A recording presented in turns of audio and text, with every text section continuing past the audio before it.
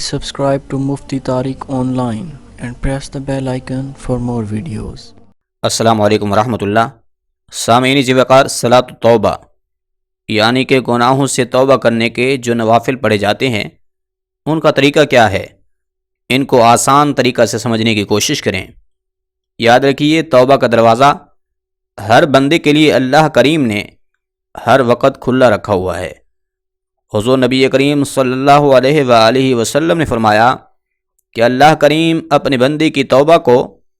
اس وقت تک بھی قبول فرماتا ہے جب بندہ کی موت کے لمحات جاری ہوتے ہیں،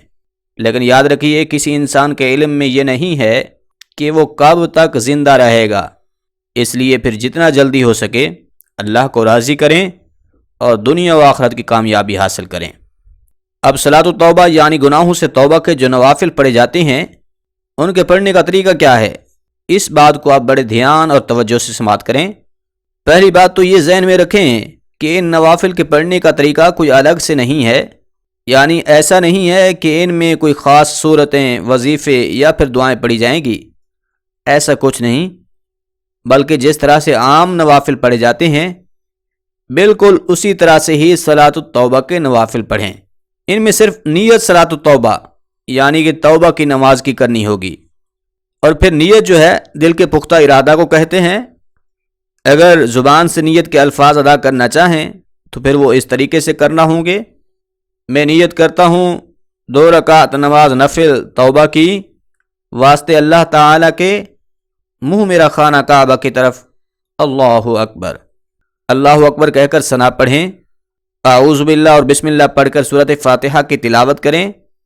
ساتھ میں کوئی دوسری سورت ملائیں، اس کے بعد رکوع و سجود کر کے 1 رکعت مکمل کر لیں۔ پھر جب دوسری رکعت کے لیے کھڑے ہوں تو اسے بسم اللہ سے شروع کریں،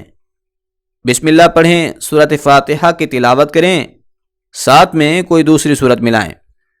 رکوع و سجود کر کے التحیات کے لیے بیٹھ جائیں، التحیات پڑھیں، درود اور دعا پڑھ کر دائیں بائیں سلام پھیر لیں۔ اس طریقہ سے آپ 2 رکعت نماز نفل برائے توبہ مکمل کرنے کے بعد